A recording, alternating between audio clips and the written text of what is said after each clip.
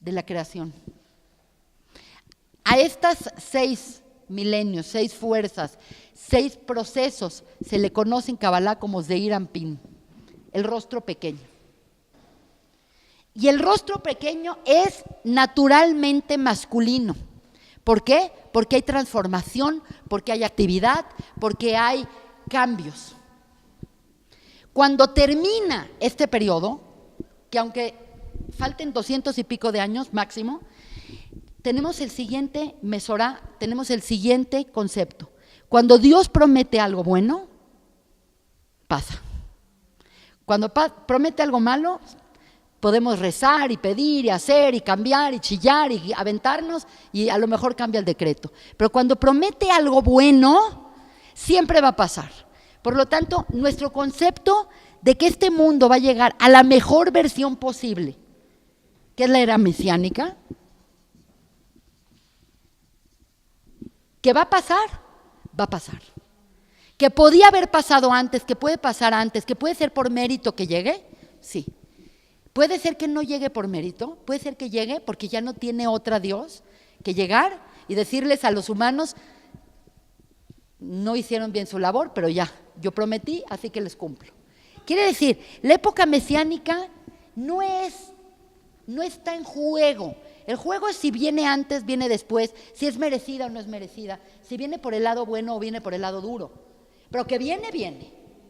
Entonces, es increíble, pero si esto es masculino, porque es activo, porque es transformativo, porque es totalmente exterior, porque es totalmente cambiante, la época que culmina esa etapa masculina es la época de comerse el pastel, la época de la integración, la época de la compleción,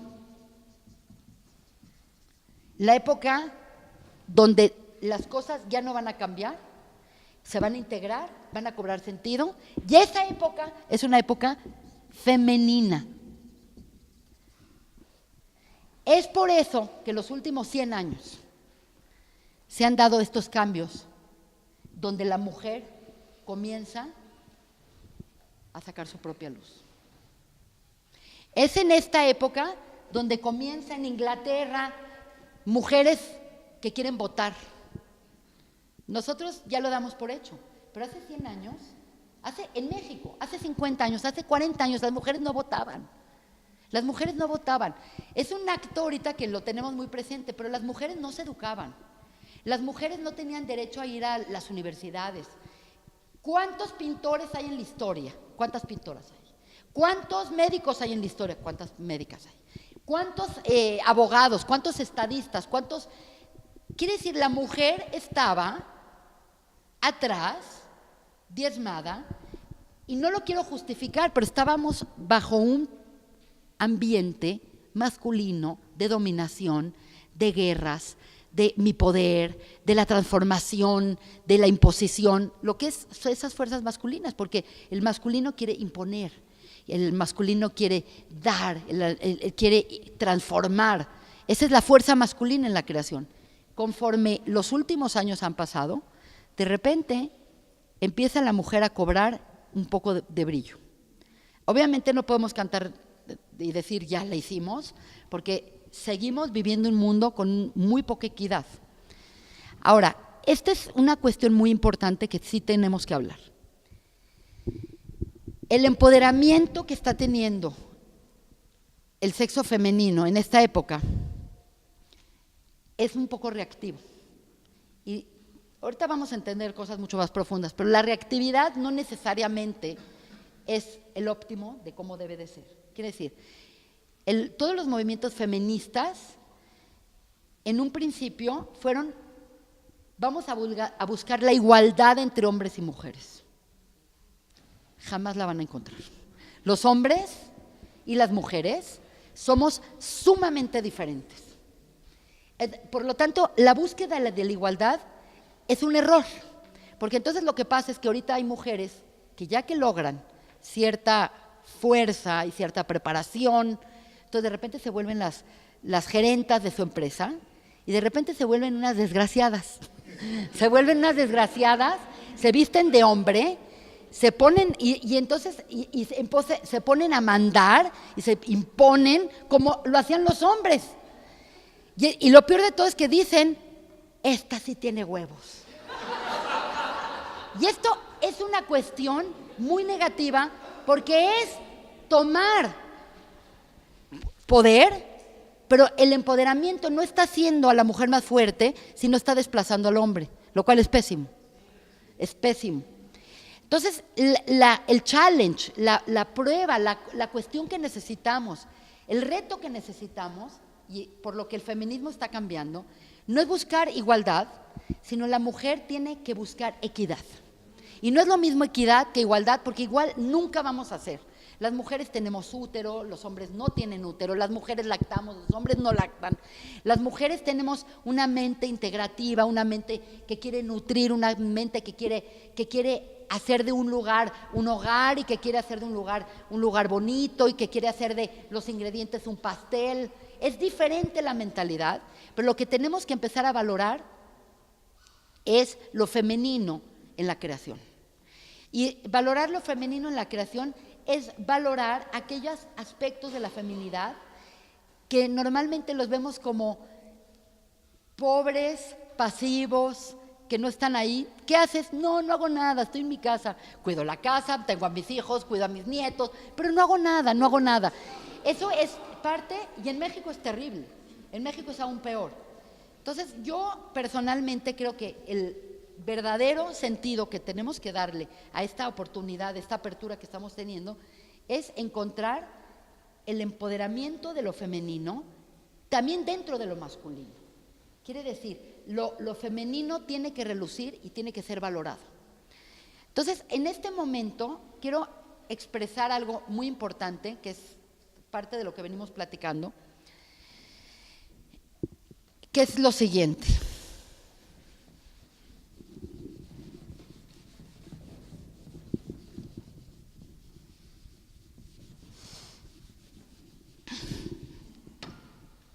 Tenemos una muy errónea concepción de Dios como un hombre y como un masculino. Y esto es algo que tuvimos 6 milenios de naturaleza masculina, aunado al concepto de que Dios es el que da la vida y el que Dios hace esto, y siempre tenemos la visualización que Dios es un rey y es hombre. Y es algo que no nos podemos quitar de la mente y es absolutamente erróneo. Si hay algo interesante es que en la primera narración del Génesis, toda la presencia de Dios aparece como Elohim, que es Din, que es justicia. Y dijimos que en esa narración el hombre y la mujer estaban parejos.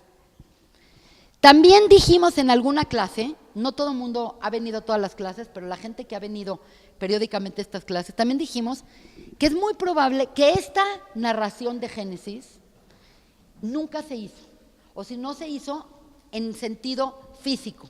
Quiere decir, la primera narración de Génesis es una narración donde Dios pone el óptimo de cómo Él quisiera que se llevara el mundo. Entonces, Él pone su óptimo, que es bajo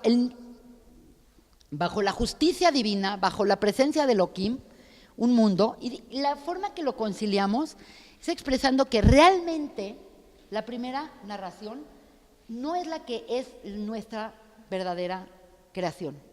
Nuestra verdadera creación es más bien el segundo relato, que habla cuando crea a Adán de la tierra y lo tiene como un muñeco en la tierra, un muñeco inanimado, que es idéntico al muñeco de maíz de los aztecas y de los mayas, o es el muñeco de barro de las otras naciones. Es como una creación mucho más humana, en donde Adán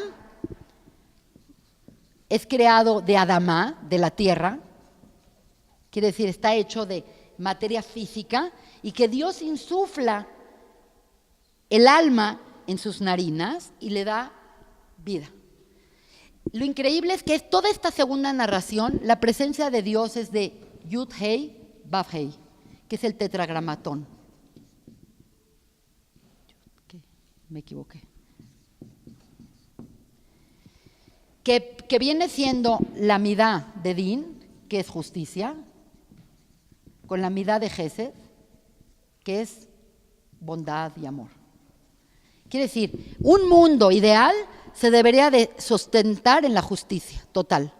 Pero cuando Dios vio al hombre y vio lo que era capaz de hacer el hombre y cómo le iba a regar el hombre, dijo, híjoles, mejor vamos a dejar como el plan general y nos vamos al plan donde el hombre tenga la posibilidad de regarla y arreglarla. Porque si yo me pongo muy duro, voy a acabar destruyendo ese mundo en un instante. Entonces, la creación de este mundo, cuando crea el hombre, cuando crea Adán,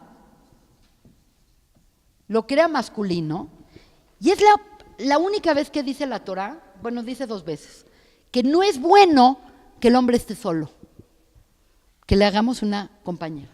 Entonces, ya no es el masculino y el femenino iguales, ya de repente vemos a un masculino y ya de repente tienen que crearle una compañera femenina. Entonces ya no se ve la equidad que hay acá. Quiero darles una idea muy interesante que tiene la Kabbalah, el Zohar, sobre esto. Quizás la primera narración de Génesis se refiere no a la formación del hombre, sino a la formación del alma del hombre, la Neshama. Y la Neshama está hecha en Olam Bria. Si ustedes recuerdan, en clases anteriores dijimos que hay diferentes mundos y nuestro mundo se llama Olam Asiá, que es el mundo físico, es en el mundo donde vivimos y es el mundo de la acción. Dijimos que arriba de este mundo hay un mundo llamado Yetzirah y dijimos que en el mundo de Yetzirah está Gan Eden, está el Edén. Pero arriba de este mundo hay un mundo llamado Briah, que se llama el mundo de la creación, que es de donde se forma el alma humana, la Neshama. Porque en este mundo se crea el Ruach y en este se crea el Nefesh. No quiero ser demasiado abarcadora, pero quiero expresar algo muy bien. Aparentemente, esta formación de Zahar y Nekevá, de hombre y mujer simultáneamente, es porque el alma del hombre es simultáneamente femenina y masculina. Es hasta que nace en un mundo físico, cuando a un hombre le dicen, vamos a separar tu alma, te vamos a dar la parte masculina y a esta mujer su parte femenina, y por eso el concepto de que cuando uno se casa encuentra su media naranja, porque realmente lo que está encontrando es su complemento de alma que normalmente estaba hecha allá arriba. Entonces, es muy probable que la narración de la luna y el sol se refiere a que originalmente, en efecto, eran iguales. En efecto, no había un resentimiento del que daba y el que recibía, porque el sistema era perfecto. Cuando tú das y la otra persona recibe, y entonces a la vez esa persona da, porque es totalmente, esto de ser masculino y femenino, de dar y recibir, es totalmente dinámico. Si yo le doy esta pluma a Germán, yo fui masculino y él fue femenino. Si él me la devuelve, él fue masculino y yo soy femenina. Quiere decir, es absolutamente dinámico. La idea es que había un dinamismo perfecto entre dar y recibir. Y esta era la realidad que tenía el hombre cuando vivía en Gan Eden. Dijimos que cuando el hombre vivía en el Edén, el sistema proveía perfecto para él. El Edén era un sistema perfecto de un malhut, de un reinado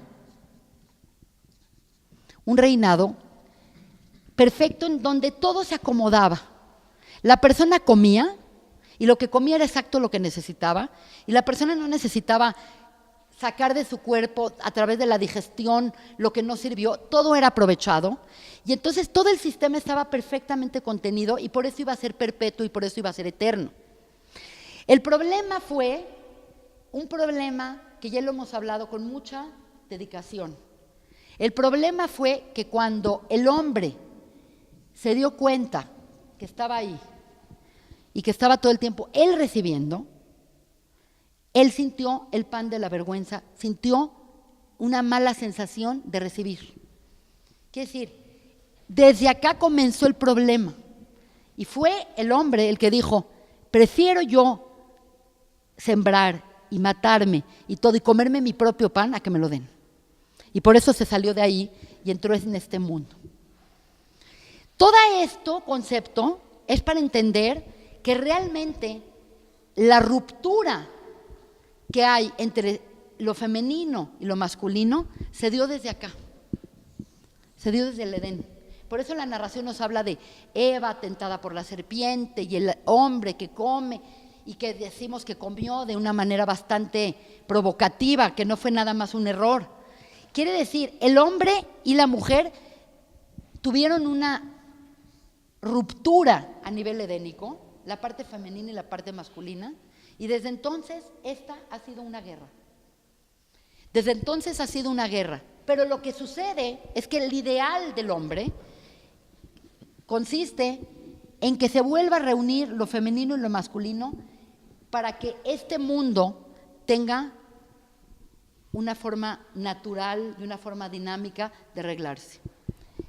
¿Qué quiere decir esto? A lo mejor esta última parte les parece un poco difícil, pero se resume en lo siguiente.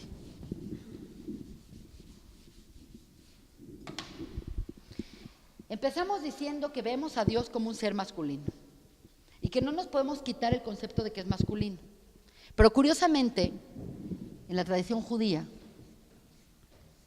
nosotros tenemos nuestra relación con Dios, con un Dios personal, un Dios que nos perdona, un Dios que nos pasa las cosas, un Dios que se mete en nuestra vida, un Dios que nos saca de Egipto, un Dios que nos cura a un enfermo, es el Dios de Yud-Kei-Vav-Kei, que es el tetragramatón.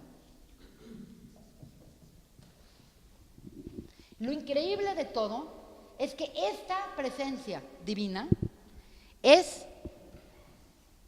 masculina, femenina, masculina, femenina.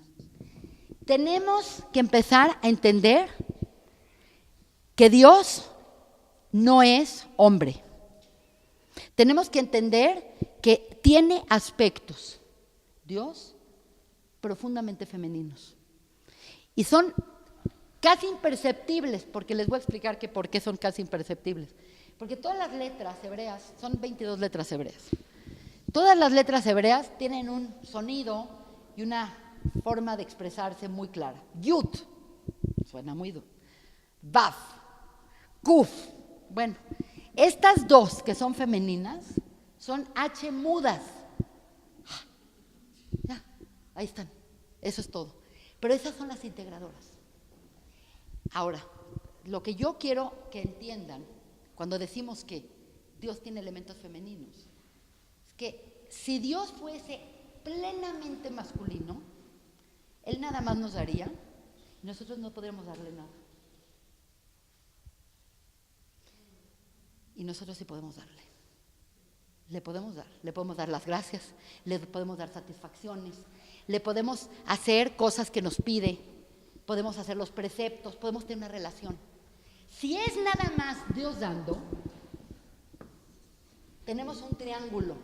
Está Dios arriba, dando a su creación y creando seres que nada más están ahí recibiendo pasivamente como parásitos. En cierta manera se sentía mal de recibir la luna.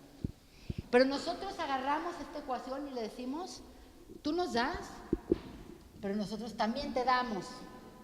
Te damos las gracias, te damos la bienvenida, te vamos a hacer un mundo donde te sientas a gusto, vamos a hacer tu mano, vamos a ayudar al pobre, vamos a ayudar al necesitado, vamos a ayudar a la viuda, vamos a hacer asistencia social, vamos a cuidar el mundo, vamos a cuidar el planeta, vamos a cuidar a los animales. Eso nos corresponde a nosotros. Por lo tanto, este es el concepto de Brit. Este es el concepto de la unificación del nombre divino entre femenino y masculino. No es nada más Dios dándonos, también nosotros le podemos dar. También nosotros podemos tomar una actitud activa en la ecuación y no nada más esperar sentaditos a ver qué pasa y a ver si Dios nos echa la manita y mientras tanto nos chutamos el planeta, hacemos puras locuras en este mundo. Entonces lo que estoy acá postulando es que hasta que nosotros no validemos esa parte de recibir y también nuestra parte de reflejar, porque al final de cuentas, tanto la luna como el sol con respecto a la Tierra se ven iguales cuando están en su luna llena. Hace muy poco hubo unas lunas llenas impresionantes. Normalmente en México no vemos nada porque o por el smog o por el Popocatépetl tenemos todo nublado, pero se veía la luna espectacular. Exactamente, la luna es 400 veces más chica que el sol, pero desde la perspectiva de la Tierra es exactamente del mismo tamaño. Por eso, la finalidad de la creación es cuando también nosotros nos pongamos a dar, a hacer. ¿Qué quiere Dios de mí? ¿Qué quiere Dios de mí para que este mundo sea un mundo mejor? ¿Qué quiere Dios de mí para que Él se sienta a gusto de vivir en este mundo conmigo? Es una posición totalmente activa que vamos a tener nosotros ante la magnífica oportunidad que nos da Dios de existir. Él siempre está dando, pero también quiere recibir algo de nosotros. Entonces nosotros, cuando validemos ese lado femenino, cuando validemos ese mundo, se va a declarar el momento mesiánico.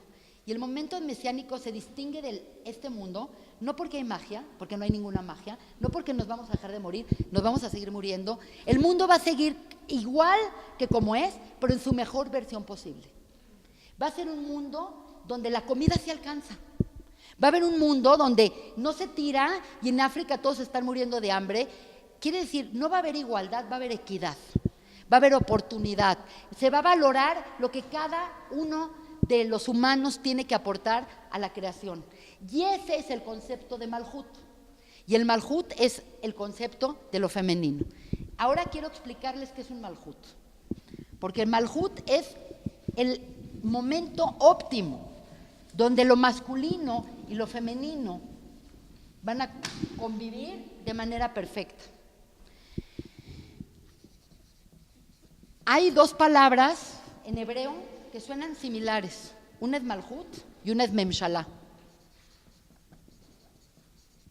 Y lo digo muy a propósito de lo que nos está pasando antes de las elecciones y los gobiernos y por quién votar o no votar. No me voy a meter en partidos, eso olvídense, eso cada quien haga lo que quiera. Es increíblemente, el lenguaje es excelente, dice, creó las dos luminarias como reyes. Las dos eran reyes, las dos eran Malhut, es reinado. Las dos tenían un reinado y una complementaba perfectamente a la otra, no había problema, no había problema.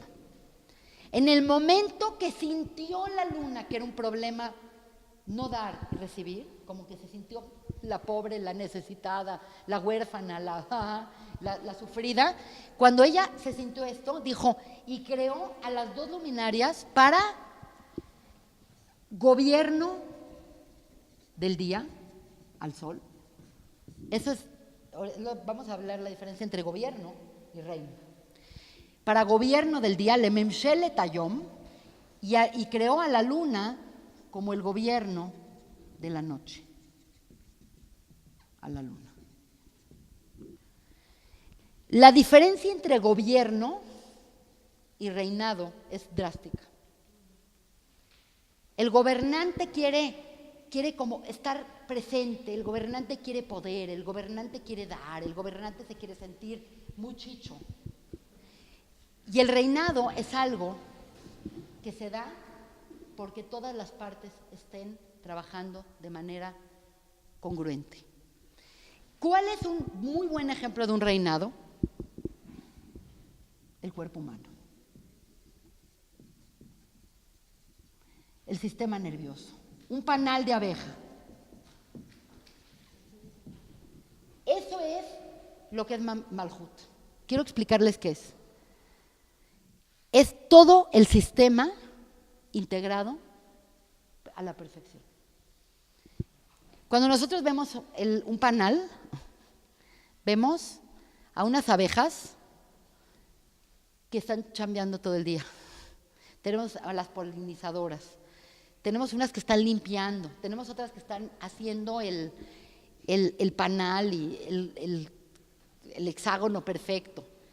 Tenemos a una reina que no hace nada, que está ahí, pero está, ¿no?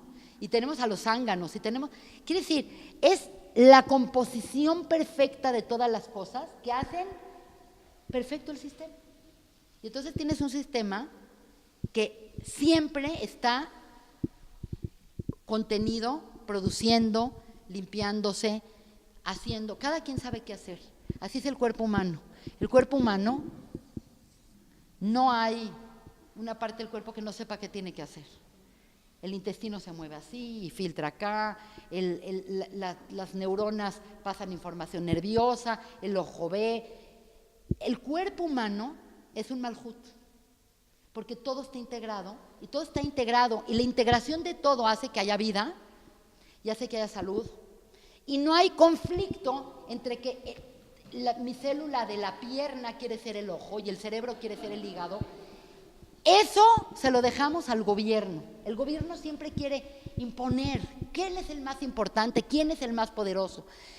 Y esto se tiene que exigir porque tiene que ser como segmentalizado, pero esta no es la compleción. La compleción es el Malhut. Malhut implica la unión, la integración de todo el sistema. Y eso es un asunto de tipo femenino. Es increíble que se ve como pasivo, pero no hay nada de pasivo. Tú ves una mujer que se le entrega una semilla, se le entrega un esperma, y ahí está la mujer sentadita, como si nada, y de repente, ¡paz!, un bebé. Le das un cuadro de casa, un cuarto, le das un hogar. Le das 7 ingredientes, te hace una comida. Eso es lo que esperamos de la época mesiánica. Una época de nutrición, una época de integración, una época de funcionamiento. Todo lo que hay en el mundo, todo, se va a integrar para generar este mundo con su mejor versión posible. Y entonces ese va a ser el momento en donde lo femenino y lo masculino vuelven a cobrar el mismo brillo. Y es increíble, pero cuando lo femenino cobra su lugar, lo masculino cobra su lugar.